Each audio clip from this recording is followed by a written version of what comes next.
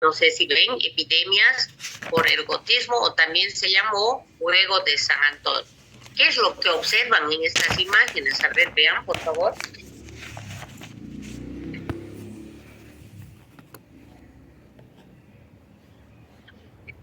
Personas con amputaciones, personas que tienen piernas amputadas, ¿sí? Sí, doctora. Y eso, estoy moviendo las imágenes, no sé si ve a mi izquierda, estoy yendo moviendo. Miren, miren este pie necrosado, ¿se ve? Sí, Las se ve, manos doctora, sí. necrosas, incluso hasta los animales. Fíjense estas fotos. Todas estas son de la epidemia del ergotismo, lo que nos ha pasado con el coronavirus, pero en este caso era ergotismo. ¿Y por qué tuvieron ese problema? Ajá, aquí estaba hoy. Porque empezaron a consumir pan con centeno. Y el centeno fue parasitado por un hongo. Aquí está la plantita, ojalá se pueda ver, miren. Es como un trigo. ¿Están viendo? Como un trigo. Ahí se ve mejor. Sí, doctora. ¿No ve? Este es el centeno, igual que el trigo. Sin embargo, este centeno es parasitado por este hongo negro, como si fuera una uña. Por ello se le llama cornezuelo de centeno. ¿Qué tiene este hongo? Una bioquímica intensa que sintetiza ergotamina. Ergotamina, por eso se llama ergotismo. Ahora bien, miren cómo se necrosa el pie. Cuando tengan pacientes así, hay que preguntar. Usted toma, miren, aquí está. Usted toma migral compuesto. ¿Por qué es prohibido el migral compuesto? Porque tiene ergotamina. Entonces, aquí podemos poner ergotamina. Este es un alcaloide. ¿Ve? Aquí está más cafeína, todavía se ve. Ahí está. Ibumigran, todos los antimigrañosos, sobre todo el migral compuesto, ¿no? El migranol, todos estos que tienen, ¿qué tienen estos? Ergotamina. Aquí le estoy anotando, ¿no? Mire, mi cursor no sé si ve. ¿No? Bien. Pueden seguir ustedes repasando eso, pero lo que tengo que hablar aquí es esto. En la Edad Media surge el primer hospital para tratar a los intoxicados, sobre todo con la ergotamina presente en, en la harina de centeno. Después de de la Segunda Guerra Mundial, la gente se quedó pobre, no había trigo, entonces empezaron a comer centeno y no sabían que el centeno era parasitado por el Claviceps purpurea. Voy a anotar aquí el nombre, ya lo buscan ustedes después en Google. Claviceps purpurea. Varias veces voy a hablar de esto. Miren, anótense ese nombre y con eso van a buscar. La ergotamina provoca vasoconstricción periférica. Cada vez que una persona toma migral compuesto, tiene constricción de sus venas, de sus vasos periféricos. Eso aumenta la presión. La gente de 40 años que llega a la farmacia y pide migral compuesto no se le debe vender, por eso es prohibido. Primero se debe determinar su presión arterial. Si está elevada su presión arterial, no se le puede administrar nada que tenga ergotamina y mucho menos que tenga cafeína.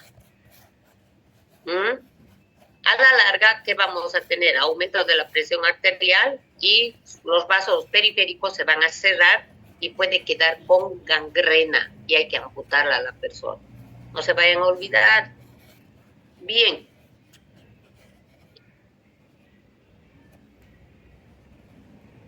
En esta época estaba de moda matar a todas las personas que eran un peligro para el poder, la ciencia. Y cómo no aparecen las mujeres intoxicadoras.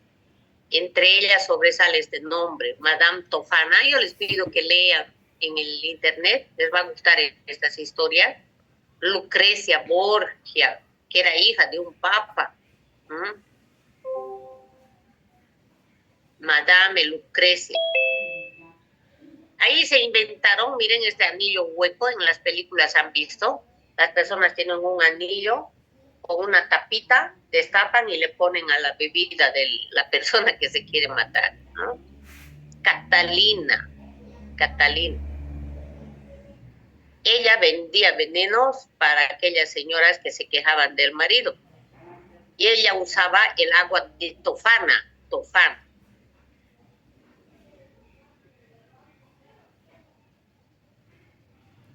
De cómo se descubrió esto lo van a leer cuando el esposo cambia el plato. Lo que le estaba dando su esposa va por allá a traer una bebida y le cambia. Y es la mujer la que va a caer muerta, ¿no? La que termina envenenada. Bien. El agua de tofana, fíjense qué es lo que contenía, una mezcla de todo. Arsénico, plomo y belladona. ¿Qué es la belladona? Esta planta se llama... Eso, muy bien, es una planta que se llama Atropa belladona. ¿Qué tiene? Atropina. ¿Qué tiene? Iosina. Esa es la buscapina. También utilizamos como dilatador de la pupila para que podamos hacer el examen de fondo de ojo. Ese tiempo la gente usaba este extracto de la planta para instilarse en el ojo y sus pupilas se dilaten. Y entonces, para ese entonces, eso era un signo de belleza. Por eso se le llamó en italiano belladonna, ¿no? Belladonna, por sus pupilas dilatadas. Bien. Entonces, esta agua de tofana no tenía sabor. ¿Cómo se conseguía? A un cerdo se le administraba arsénico, se le colgaba de las patas un bozal para que no chille, y en este recipiente se recogían la mezcla de sangre, babas que el animal soltaba al morir. Esto lo destilaban y fíjense que el agua se llevaba los tóxicos. Ese era el agua de tofana. Ahora no les estoy dando una receta para que fabriquen, ¿no? Sino que les estoy indicando cuántos procedimientos tenemos en la casa, en la industria, que pueden estar generando tóxicos. Pasamos a la siguiente etapa, renacimiento. Esta época me gusta mucho. ¿Con qué está relacionado? Viaje a las Américas. De América se llevan el tabaco, nicotiana tabaco, la coca, Erythrocylum coca, Chondrodendron tomentosum, judar, y el mezcal. Estas son las tunas que los drogan los mexicanitos y por eso se sientan y ponen su sombrero grande para que no le veamos con su cara de drogado. En esta época surge Paracelso en el Renacimiento, 1500. ¿Por qué es famoso? Por su nombre, miren, Felipe, Aureolo, Teofrasto, Bombas, del Hohenheim. Wow, toda la línea. Bueno, este profesor alemán indicó la frase célebre: todo es veneno y nada es veneno, la dosis solamente hace al veneno. Nosotros lo aceptamos como una cuestión pequeñita de lo grande. Nosotros, ¿qué decimos? La intoxicación depende de 3 factores. El individuo, el toque y medio ambiente. Muy bien. Para Paracelso solamente era la dosis, que es una parte chiquitita del tóxico. Ilustración, una nueva época, más moderna. Aquí progresa la química y entonces aparecen los primeros análisis. ¿Se acuerdan? James Marx, para determinar arsénico. Esta época también se dio por la síntesis de la urea, 1828. ¿Por qué tiene importancia esto de la urea? Porque hasta ese entonces se indicaba que los compuestos orgánicos solamente podían ser sintetizados por cuerpos con vida, que no se podía sintetizar en laboratorio, en la industria. Eli Wohler demuestra que él puede sintetizar urea, que antes solamente el hígado de los animales podía hacer. ¿Ya? 1828. ¿Por qué me gusta resaltar esa fecha? Porque en 1928, 100 años después, se aísla, se sintetiza, se purifican las penicilinas. 1928, eso hay que irlo recordar. Como farmacéutico tiene que saber estas dos fechas, ¿ya? Moderna, edad moderna. El año que nació mi mamá. En Holanda, por fin, surge la toxicología como ciencia independiente, con el primer centro de información toxicológica. Holanda. Dinamarca, aparece un hospital para suicidios. Desde 1945, entonces, tenemos a la toxicología como ciencia, que tuvo su auge, que se desarrolló en Europa. Y con la migración de los ingleses, de los londinenses, todos los del Reino Unido a Estados Unidos, con esa migración, también muchos científicos de Europa fueron para Estados Unidos. Y es por ello que hoy en día lo mejor de toxicología está en Norteamérica. En Bolivia, ¿qué podemos mencionar? Los casos, hasta cierta época los hice, o sea, los fui anotando, después no los fui actualizando. ¿Eh? Pero con estos empecé, miren, 91, cuando tenía, creo, 30 años, no me acuerdo. Entonces, este fue uno de mis primeros peritajes de hidrógeno sulfurado. Unos trabajadores de Zaguapá bajaron a destrancar las alcantarillas. Y el primero que bajó murió. ¡Pam! Murió. El segundo que estaba por ahí murió. Y el tercero de la escalera también murió. El tarijeño que no había entrado, el flojo que no había entrado todavía, ese se salvó. Y entonces, ¿qué hice?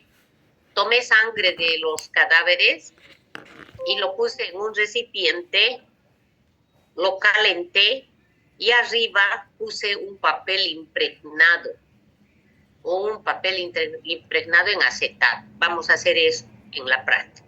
Esa práctica se llama papeles sensibles, ¿sí? Este caso de la sopa de maní en Guarnes, estaban recordando el año de fallecimiento. Cocinaron maní y una de las comadres dice, ay, aquí había habido aceite saó, y le pone al maní. Sucede que el dueño de casa había usado ese recipiente de saó y ahí había almacenado, había comprado IOF. Murieron. Pueden buscar en la prensa esto, ¿no? Hasta las gallinas, los perros. Este es el colegio donde ahora funciona la Universidad Ecológica. Cuando sucedió este accidente, vendieron el colegio, quebraron. ¿Qué pasa? Que los estudiantes, 2 de ellos eran hijos de farmacéuticos, llevaron carbamazepina y benzodiazepinas, encontré. Lo molieron y colocaron al café. Y entonces los docentes en el recreo fueron, tomaron y se durmieron.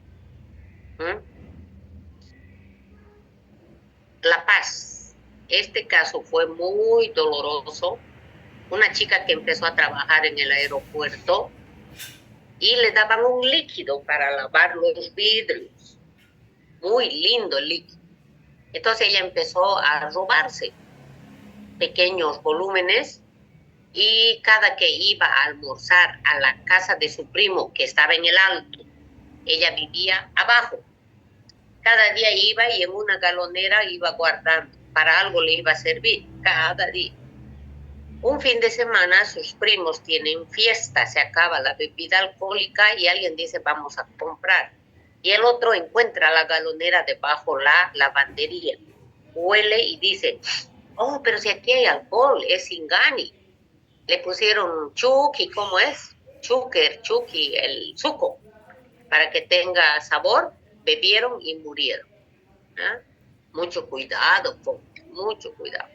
Pero este caso de Adriana fue interesante. Una señorita se enamoró, después de un tiempo la llevaron al departamento, consumieron cocaína y aparentemente se murió, la tiraron al río, la encontramos a las 3 semanas y en cerebro encontré cocaína.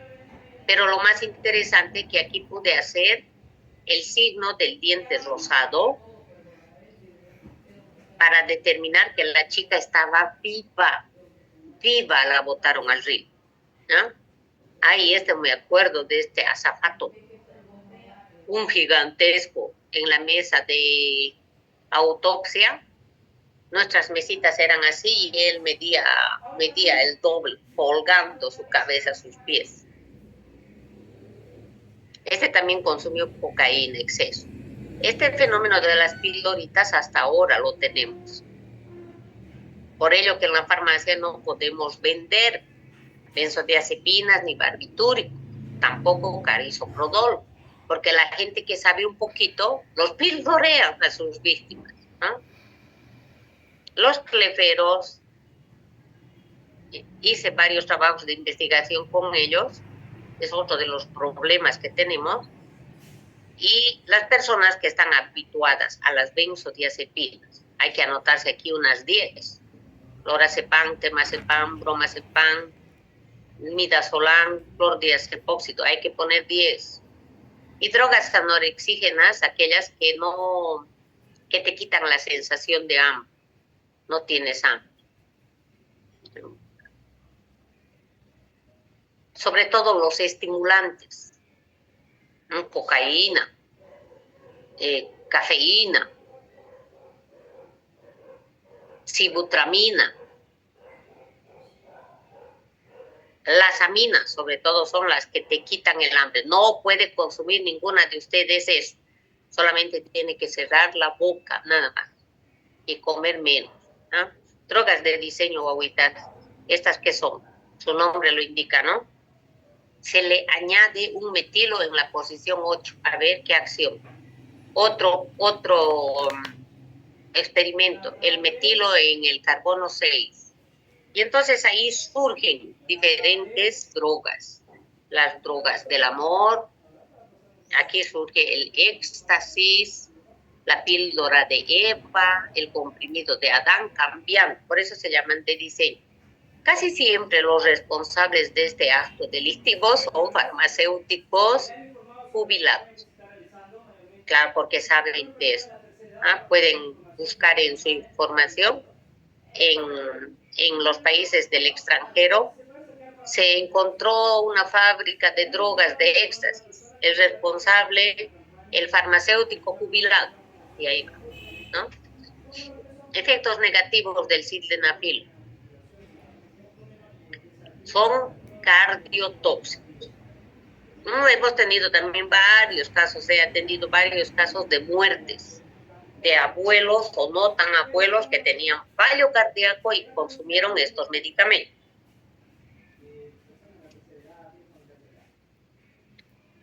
Por consiguiente, usted en la farmacia no puede vender libremente.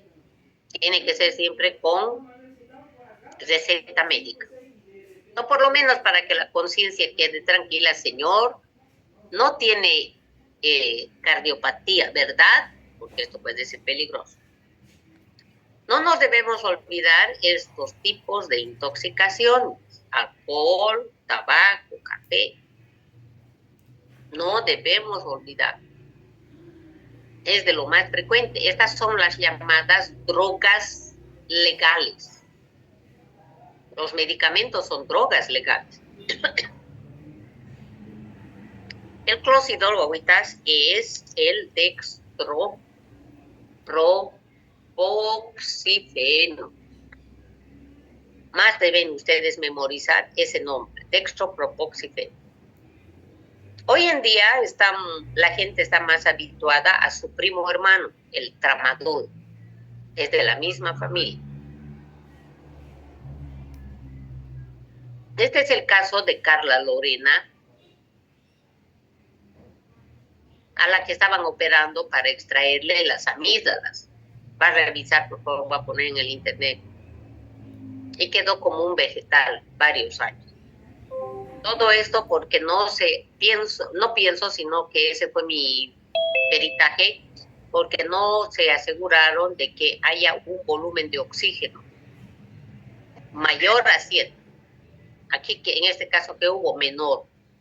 En los quirófanos hay los ventiladores mecánicos, un acordeón, ¿no ve? Que sube, baja, sube, baja. Entonces eso se conecta con un recipiente que tiene arena estéril, resina estéril con fenolftaleína. Cuando se pone rosado, hay que cambiar esa resina. Pues ahí no se tuvo ese cuidado. Este es el caso de un chiquito que murió con el potasio. Su mamá le lleva al pediatra, el pediatra le receta, entre otras cosas, potasio. La licenciada que tenía que atenderle, porque él trabaja con la licenciada, estaba de permiso, estaba reemplazándole a alguien. Y la que reemplazaba tenía flojera porque había hecho turno también día anterior. Y entonces un ayudante le dice, yo solo pincho. ¿Sabes pinchar potasio? Sí. Fue, pinchó, empezó a convulsionar el bebé y la mamá le dijo, pare. Y la chica que le dijo, tranquila señora, esto es así. Y le plantó. Resumen, cuando tenga que despachar potasio de su farmacia, debe preguntar para qué, por qué, quién va a administrar, quién le ha recetado.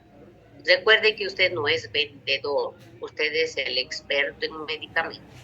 ¿Por qué estamos viendo estos detalles? Para que veamos, miren, tantos elementos que manejamos en la farmacia y que pueden ser usados como elementos delictivos.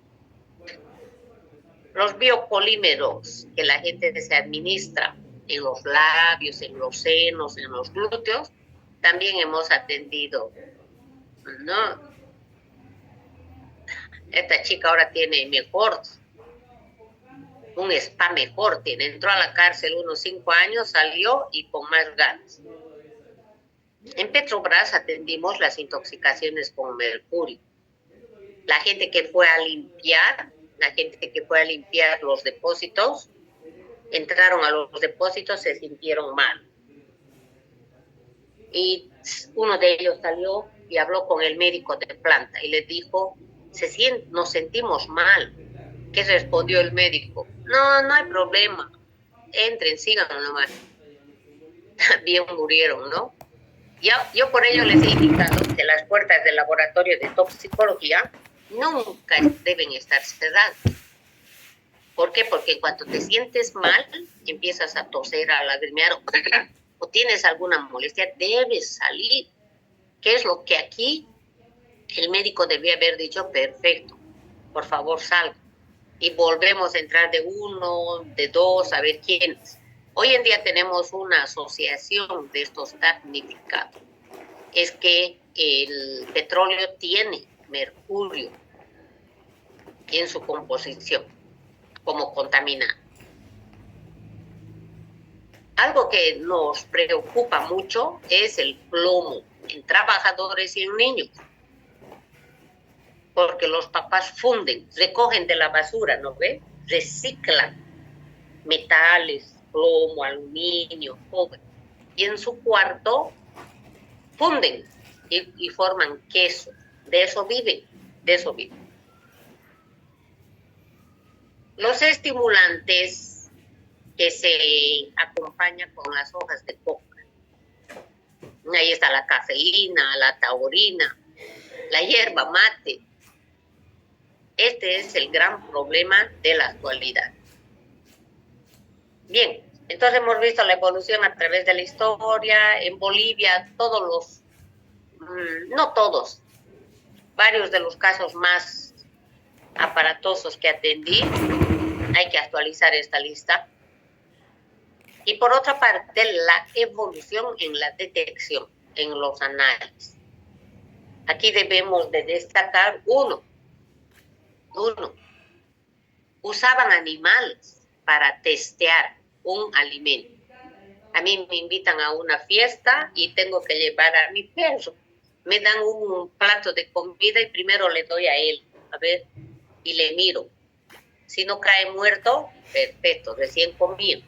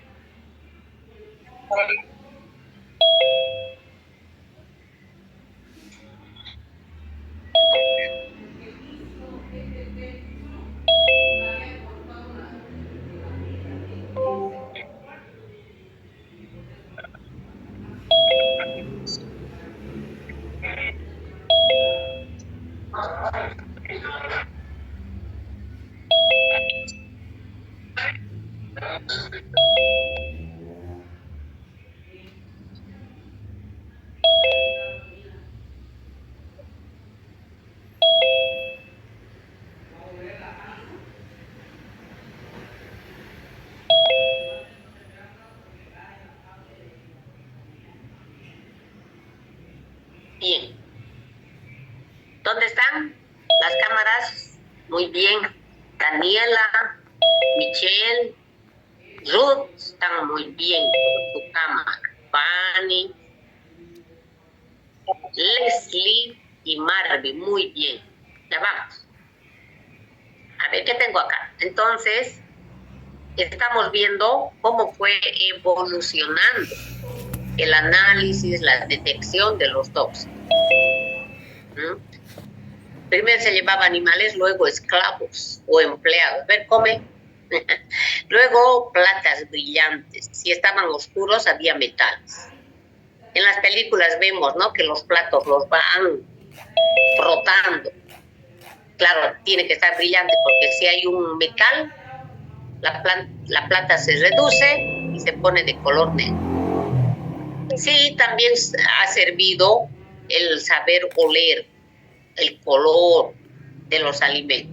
Hay gente que al tiro te dice, este alimento tiene tal cosa, ¿no?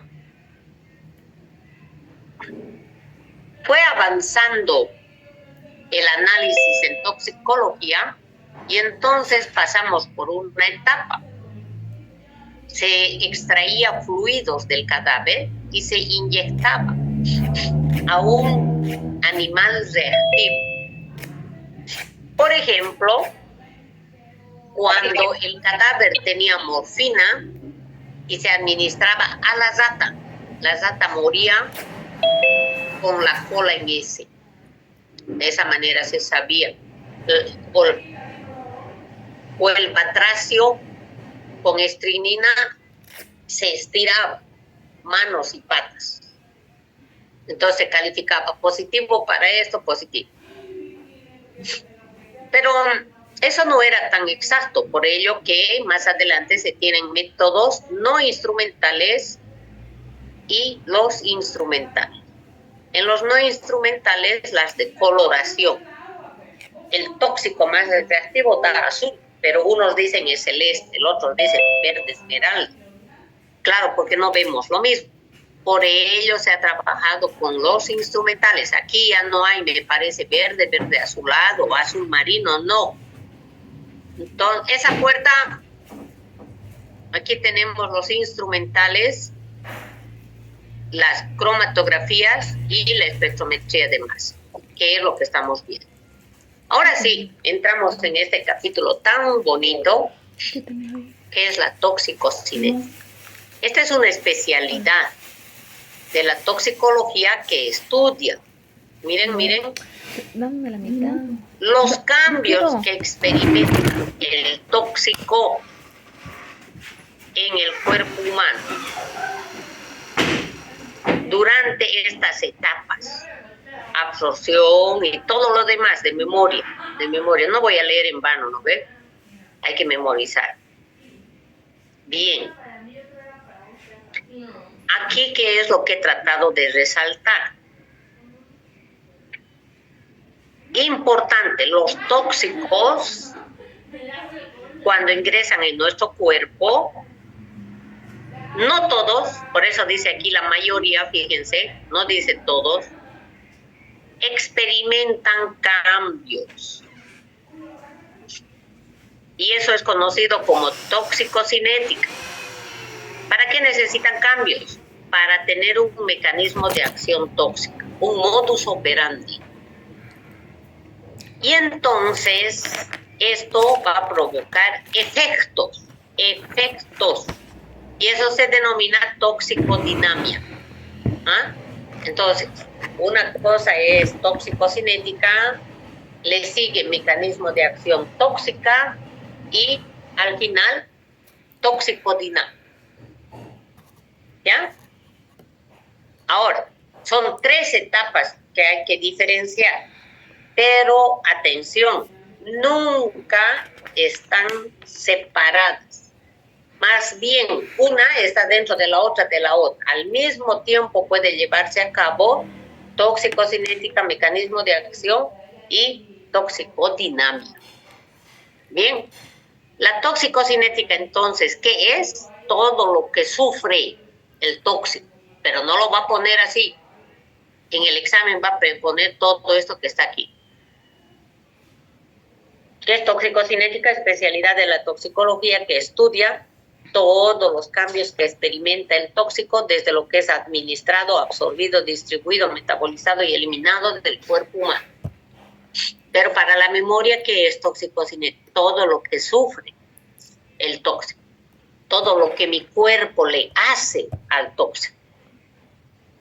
¿Qué importancia tiene que estudiemos esto?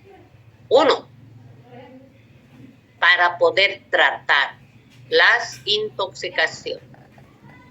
Aquí se fundamenta el tema de los antídotos y los antagonistas. Gracias a estos conocimientos, para cada tóxico sabemos cuándo empieza y cuánto dura el efecto tóxico. También nos sirve para tomar muestras. Yo sé que es un tóxico liposoluble, tengo que tomar tejido adiposo. Yo sé que el tóxico es hidrosoluble, entonces muestra orina. ¿Cuáles son las etapas de la toxicocinética? Son las mismas que de la farmacocinética, es idéntico lo que han avanzado. ¿No ven? De memoria. Ahora bien,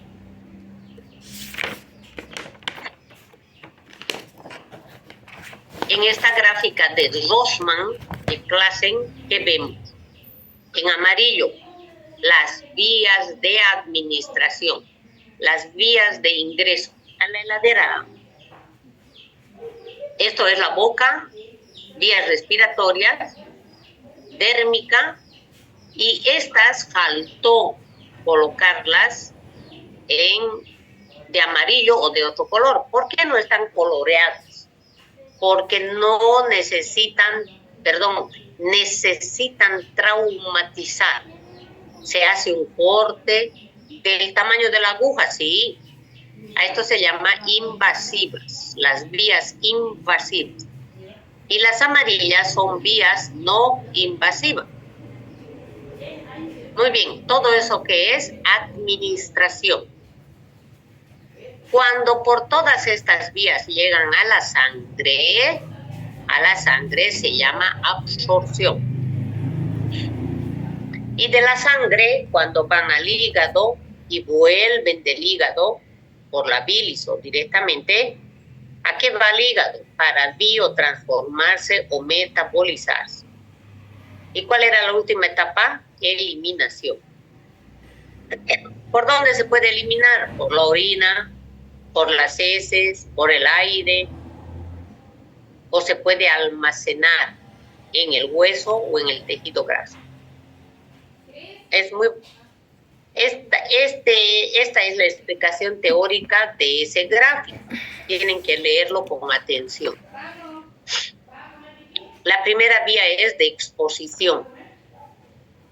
¿Cuál es la primera vía que se expone? La respiratoria. Respiramos aunque no lo queramos. La piel hay que cuidarla. Ahora, los tóxicos pueden ser sistémicos o pueden ser locales, ya lo hemos visto eso. Bien.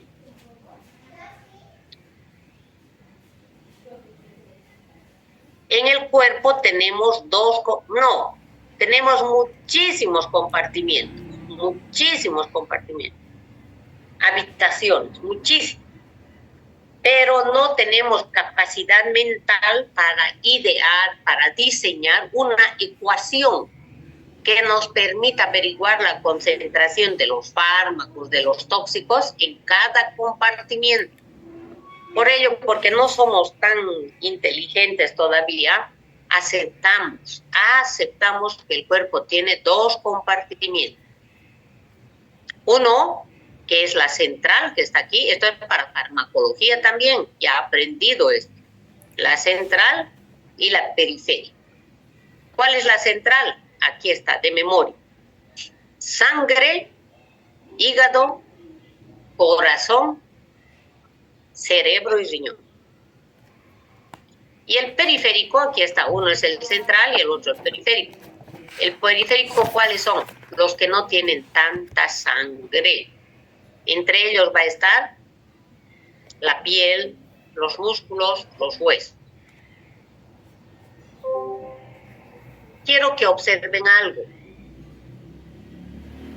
¿Qué es administración? ¿Qué es absorción? ¿Qué es biotransformación? Todos son procesos, se repiten. Miren, proceso mediante el cual el tóxico es puesto en contacto con el organismo. ¿Para qué? Para lo próximo, para su absorción. ¿Qué es absorción? Proceso mediante el cual, idéntico, pero aquí ya cambia, llega a la sangre. ¿Para qué? Para ser distribuido, que es la siguiente etapa. ¿Sí? Eso no se vayan a olvidar. Háganse un cuadrito para que tengan eso.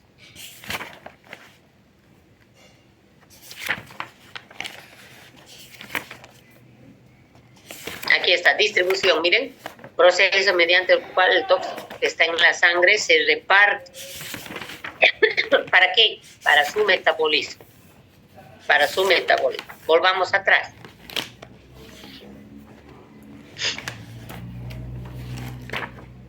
Volvamos atrás.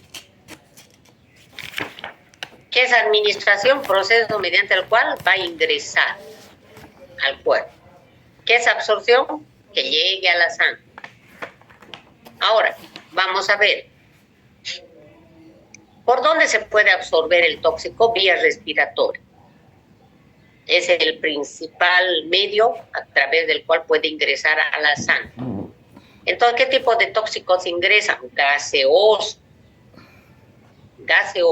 líquidos volatilizados y los sólidos, pero divididos, fragmentados finamente. Lo más grave de esta vía es que no experimenta este fenómeno. Ahorita les voy a explicar qué es eso.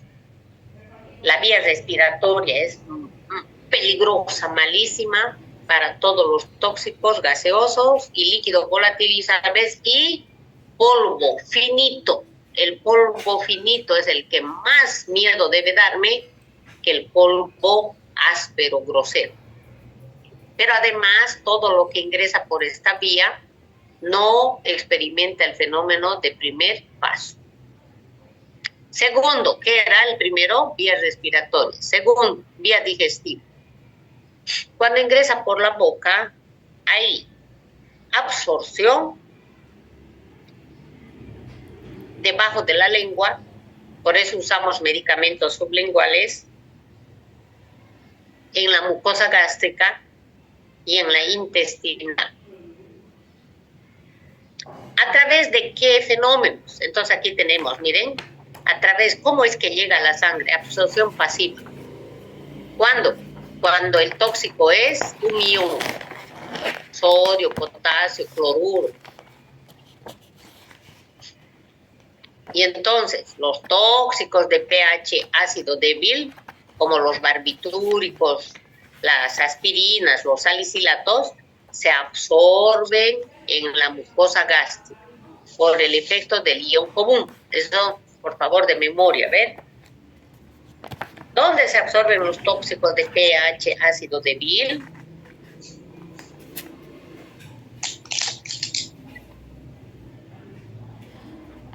En la mucosa gástrica. Mucosa gástrica.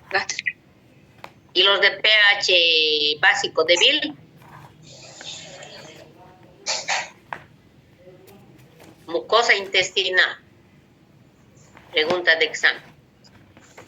Ahora, ¿cómo llega a la sangre? 1, por absorción pasiva.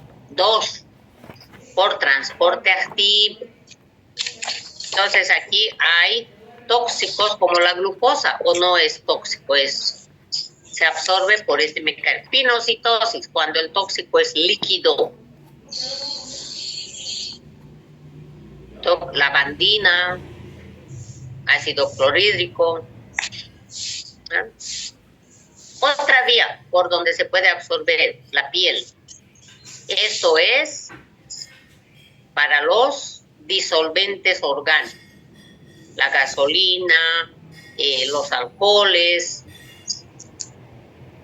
los insecticidas fosforados pueden absorber. Parenteral. ¿Qué es parenteral? Todo menos la boca. Todo menos la boca. Entonces aquí está la piel, el músculo y el endovenoso.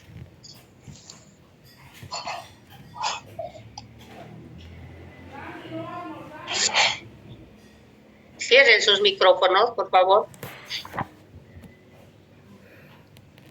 Bien, aquí debemos recordar, lo de la piel es muy importante para los animales. A través de esta vía se va a absorber.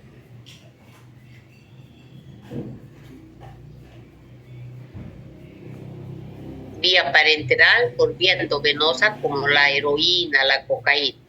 Mucosa. Mucosa vaginal, mucosa rectal y todos los demás que están ahí anotados.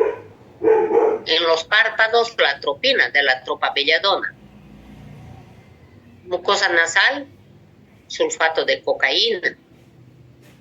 Sublingual, los cianuros. Y por supuesto, aquí estaría el ketorolato. Los nitritos se pueden absorber. ¿No?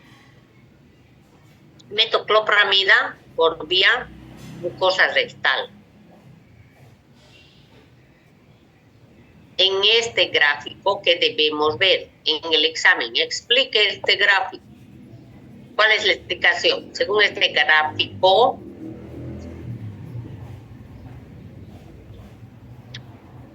en el cuerpo hay 2 compartimientos, el central y el periférico. Ahora, cuando se administra por vía intravenosa, fíjense, por vía intravenosa, el tóxico llega a la sangre, pero sin llegar al hígado. Y entonces aquí se está obviando, se está eludiendo el fenómeno del primer paso.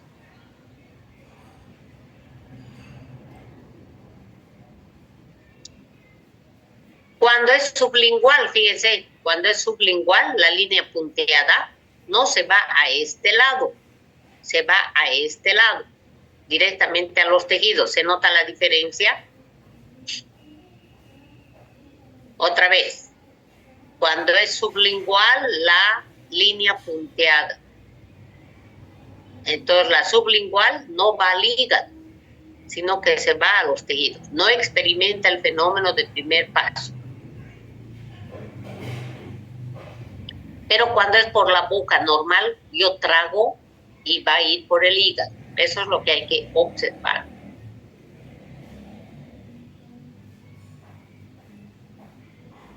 Bien. ¿Cómo puedo controlar que una persona se está intoxicando en su ambiente de trabajo, en la fábrica? Entonces, uno, analizando sangre u orina tomadas al final de la semana del trabajo. En la orina, buscar metabolitos. Y también el aire del trabajo. Hay que aspirar ese aire para analizar. Bueno, ahí lo estoy explicando de la petrolera.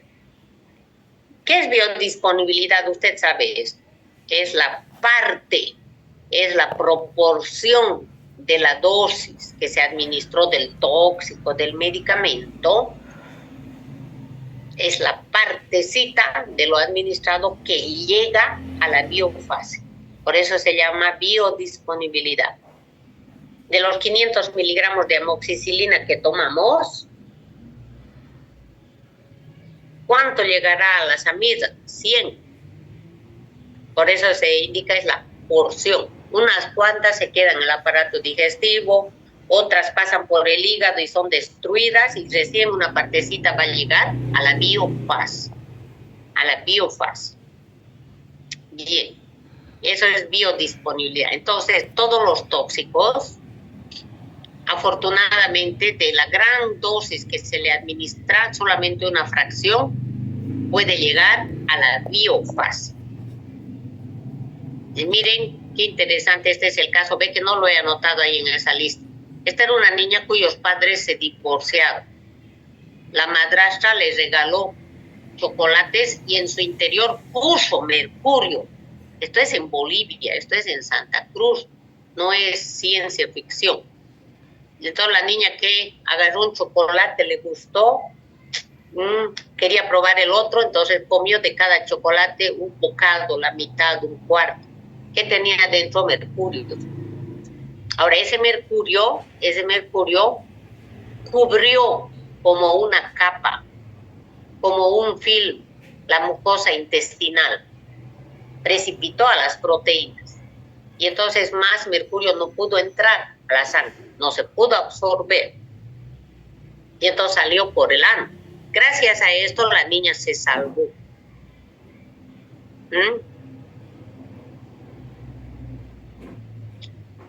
Efecto de primer paso, esto lo ha avanzado en farmacología, pero tiene mucha importancia en toxicología. Para esto, por favor, hay que memorizar esto. Miren, el efecto de primer paso son el conjunto de reacciones que experimenta el tóxico o el medicamento cuando llega por vía corta al hígado. ¿Dónde se lleva a cabo el efecto del primer paso? En el hígado. En el hígado. Muy bien. ¿Qué es el efecto del primer paso? Conjunto de reacciones que se llevan a cabo en el hígado y que tienen la misión de decapitar, de destrozar al tóxico. No le va a poner decapitar, sino va a poner de provocarle una serie de reacciones químicas para volverlo polar, para inutilizar. Entonces, para la farmacología eso es malo, porque tú le das 500, son biotransformados y solo tienes al final de eso 200. Es malo. Y para la toxicología puede ser bueno porque gracias a ello te salvas de morir. Por ello la vía oral es la más segura. Pregunta de examen. La vía más segura es la oral, no la sublingual, ¿ve? La oral. ¿Por qué? Porque esa vía pasa por el hígado y experimenta el fenómeno de primer paso. Toda la vida les van a preguntar a ustedes eso. ¿Qué es mejor, doctorita? ¿Tableta o inyectable? La respuesta es tableta. Porque ya hemos visto en el dibujo anterior, cuando es por vía intravenosa, no pasa por el hígado la primera vez. Y en mayor dosis puede llegar a una biofase donde provoque mucha intoxicación. De memoria, la vía intravenosa, inhalatoria, hemorroidal, no experimentan el fenómeno de primer paso. Por ello son las más peligrosas. Por ello yo no puedo darle salbutamol para que huelan. No puedo administrar supositorios. Pero es que lo vomita. Bueno, van a haber excepciones, pero la gente tiene que estar bien segura de qué es lo que está haciendo. Por ejemplo, la vía sublingual es muy importante para administrar vasodilatadores coronarios. Una persona que empieza a tener su ataque se le da su nitrito, su amlodipino, nifedipino, su captopril sublingual. No es del todo malo. Dios inventó este fenómeno de primer paso porque dijo, ay, tal vez estos van a comer más de lo que deben de comer. Coeficiente de partición. Este es un parámetro de la toxicocinética. Y se calcula dividiendo la cantidad del tóxico que es soluble en aceite. Y abajo en el denominador, cantidad del tóxico disuelto en agua. ¿Qué cantidad del soluto se disuelve en aceite? 2 gramos. Y en agua, solo 1 gramo. 2 entre 1, 2. Cuando es mayor a 1 es liposoluble. Entonces el examen que le doy, el ejemplo que le di es de tóxico liposoluble. ¿A ver? A la inversa, 1 entre 2, 0,5. Entonces es hidrosoluble. Bien. La anilina, van a buscar la fórmula, por favor. Es un benceno con NH2 arriba, o en uno de los carbonos, anilina. Este tóxico, cuando está en la sangre, está no ionizado. No ionizado. Fíjense, pasa al estómago, no del estómago a la sangre, de la sangre al estómago. Y esto es bueno recordar, porque con lavado gástrico se puede eliminar ese tóxico. Otro, sí. Las bases débiles se acumulan en el estómago. Esto es importante para más adelante, cuando estemos viendo tratamiento. Es importante recordar esto. Un metal se pone celoso de otro metal y evita la absorción. Sí. El calcio impide que se absorba cada. Y el cadmio impide la absorción de zinc y de cobre. Por ello podemos diagnosticar intoxicaciones con cadmio cuando la persona tenga menos de zinc y menos de cobre en sangre. ¿Sí? ¿Qué medicamentos son destruidos en el hígado? Todos estos analgésicos. En el hígado, psicotrópicos, clorpromacina, tranquilizante mayor, levodopa, cardiovasculares, por eso no se administran nifedipino, isosorbide, no se administran por boca, sino por sublingual. Salbutamol, muy mal, por eso se administra por vía intranasal, inhalatoria. Y los anticonceptivos orales, por eso que vienen como grajea. Usted sabe que hay mucha diferencia entre tableta y grajea. Hay que repasar eso. ¿Qué es una tableta? ¿Qué es un comprimido? ¿Qué es un trocisco? ¿Qué es una grajea? Otro fenómeno de la recirculación enterohepática. Entero significa intestino. Entonces aquí el subtítulo me dice, el tóxico da la vuelta, recirculación da la vuelta entre el hígado e intestino, y no es capaz de salir. El ideal es que salga por el riñón. Entonces nosotros tenemos este fenómeno. Usted y yo, para tóxicos liposolubles. ¿Se acuerdan que habíamos dicho los más peligrosos son los liposolubles porque no son fáciles de metabolizar? Y había que añadir a ese listado porque experimentan el fenómeno de recirculación enterohepática. Entonces, estos tóxicos liposolubles en el hígado no se convierten en polares, no se convierten en hidrosolubles. Y entonces se almacenan en la vesícula biliar y van a salir de allí cuando el hombre consuma comida grasa. El tóxico estaba dormidito en la vesícula, como come grasa y sale con la bilis. Y nuevamente intoxicar. Por ello, aquí debemos recordar las intoxicaciones recidivantes. Aparecen y desaparecen. Por ese fenómeno. Algo semejante pasa con el plomo. El plomo más 2 tiene la misma valencia que el calcio más 2.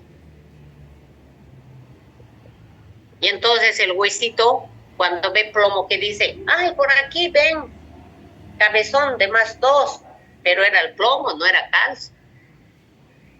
Y de esta manera se va a almacenar plomo en los huesos de los niños, que va a provocar la parálisis plácida, que ya hemos dicho en práctica. Nueva etapa de la toxicocinética. Si se corta o aguas un ratito más, vamos a volver un ratito más para terminar el tema, ¿ya?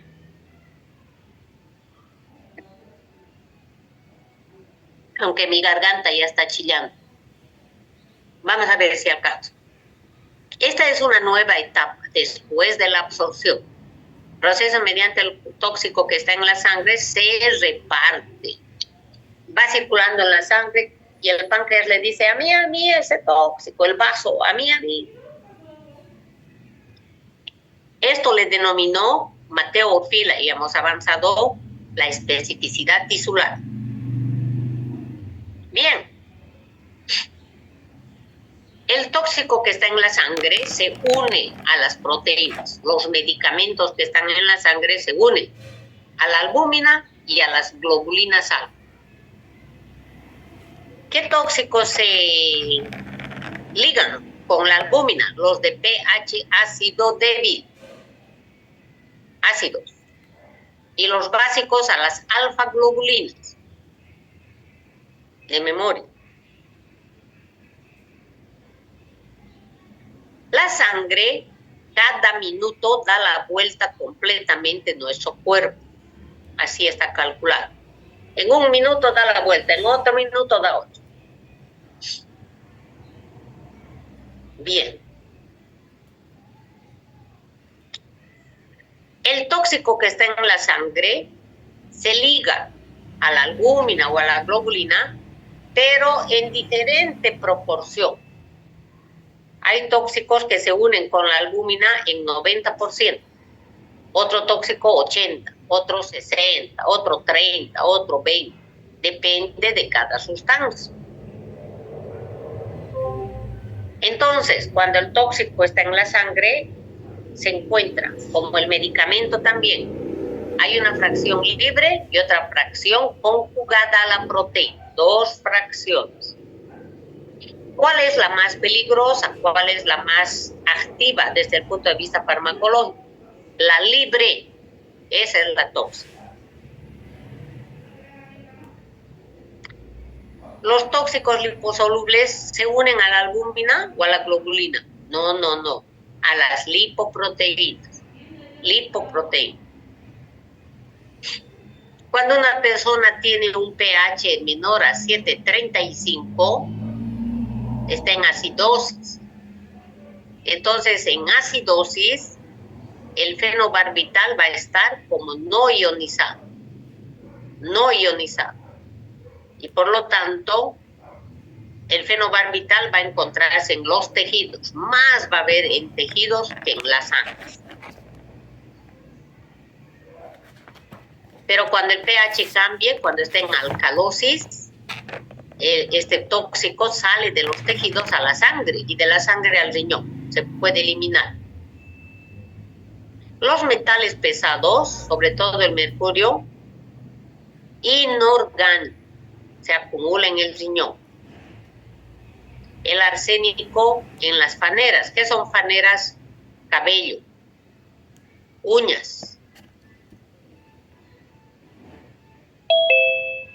¿Cómo se distribuyen los tóxicos? En dos compartimientos. Compartimento central y periférico. Miren, del central de la sangre pueden ir y pueden volver. ¿Para qué vuelven? Para eliminarse. O también pueden volver y pueden ir a otro tejido para almacenarse. ¿Cuáles son los centrales? Ya hemos visto, ¿no? Hígado, cerebro, riñón. Aquí estamos repitiendo. ¿Qué te muestra esta gráfica? En esta de las ordenadas, la concentración del tóxico. Y aquí el tiempo. Para 2 horas de intoxicación, se tiene, por ejemplo, en este caso, 10 miligramos de tóxico. Y miren cómo va disminuyendo esa concentración en la sangre. Va disminuyendo. ¿Por qué? Porque se está eliminando. Cada vez que la sangre pasa por el riñón dice basurita fuera, basurita fuera. Esta gráfica te explica eso. Cómo de la sangre se va a eliminar. Bien, aquí lo van a ver. Volumen aparente de distribución, ya lo han visto en farmacología, lo estamos volviendo a ver en toxicología. Este parámetro te indica cuán peligroso es el medicamento, el tóxico. Porque cuando su volumen de distribución es mayor de 1 litro por kilogramo, cuando es mayor a 1, el tóxico se mete más profundamente en nuestro cuerpo. No solamente está en la sangre, se mete a una célula, de esta célula se mete en la mitocondria, de la mitocondria se mete en su membrana interna. Está muy, muy adentro. Y debemos recordar que estos medicamentos, como la nortriptilina, tiene un volumen de distribución grande. ¿Qué dijimos? Mayor a 1. Lo mejor es que sea menor a 1. Lidocaína 1,5. ¿Cuáles son los más peligrosos? Los que tienen volumen de distribución mayor a 1. Aspirina, 0,14, menos de 1. Por ello es entre los medicamentos los menos tóxicos. Cuarta etapa, metabolismo o biotransformación, es lo mismo. ¿Qué es el metabolismo? Proceso mediante el cual el tóxico ingresa a la célula. El tóxico, aquí falta esto, dentro de la célula, falta eso, experimenta una serie de cambios. ¿Qué cambios? Que lo hagan más polar. Polar. Es decir, que lo hagan soluble en agua. Eso es polar. ¿Y para qué necesito hidrosoluble? Para que se elimine en la orina. Ese es el ideal.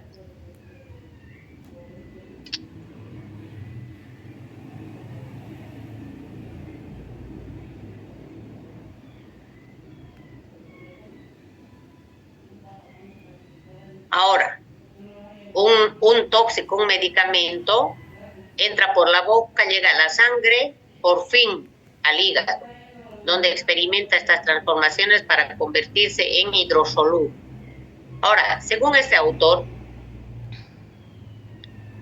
es importante saber cuántos receptores han sido ocupados por los medicamentos, los tóxicos, pero también la velocidad a la que ocupa,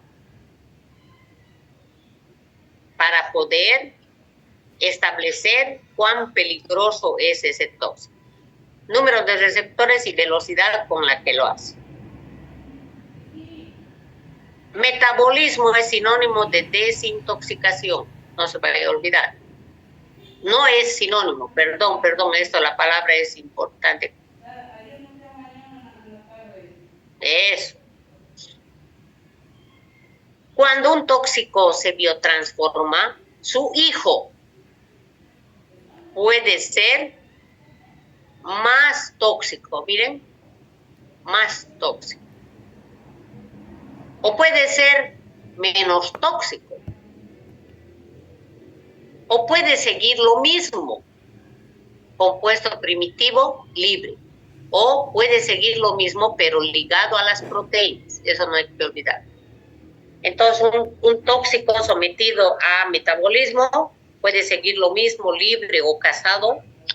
Segundo, me va a dar hijos más tóxicos, metabolitos más tóxicos, o los derivados van a ser más excretables. Volvemos y se acaba ya.